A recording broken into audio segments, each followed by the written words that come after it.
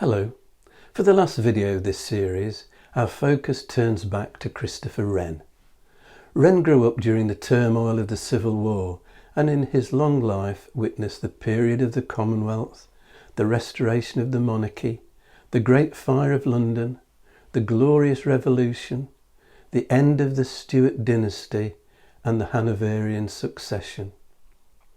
In this politically charged environment, he pursued an exceptional career and left an enduring legacy.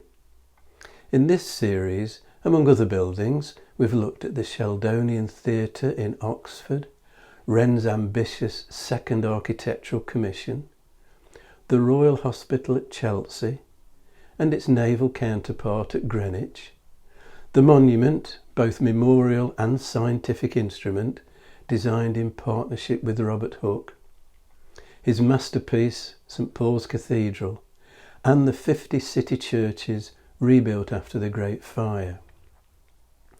Wren's story embraces a period that both culturally and intellectually marked the transition from medieval to modern Britain, the Age of Enlightenment, when science and rational examination began to explain the world we inhabit.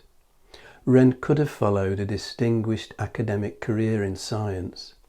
It was the historical accident of the Great Fire that intervened, and at the age of 31 made architecture his principal work. Wren's intention that the handsome spires and lanterns, rising in good proportion above the neighbouring houses, may be of sufficient ornament to the town, was triumphantly achieved. This engraving from a 19th century watercolour by Charles Robert Cockerell that he called A Tribute to the Memory of Sir Christopher Wren imagines them all together. Wren continued to work throughout his long life, supported in later years by Nicholas Hawksmoor among others. He was replaced as Surveyor of the King's Works at the age of 86 by William Benson. Hawksmoor was summarily dismissed at the same time to make way for Benson's brother.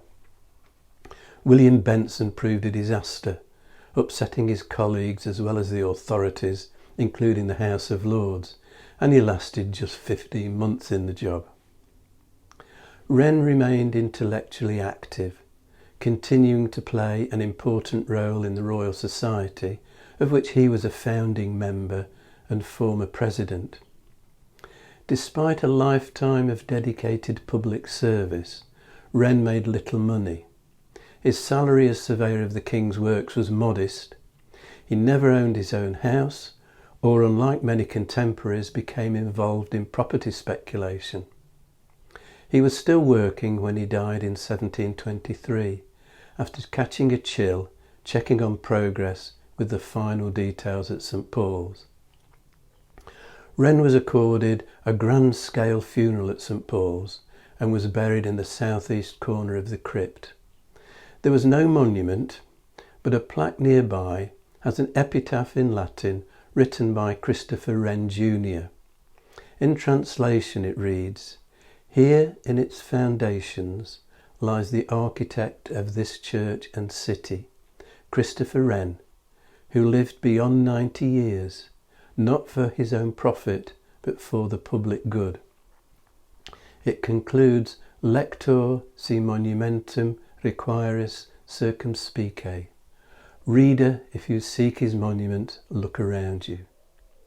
The inscription is repeated on the main floor of the cathedral beneath the centre of the dome.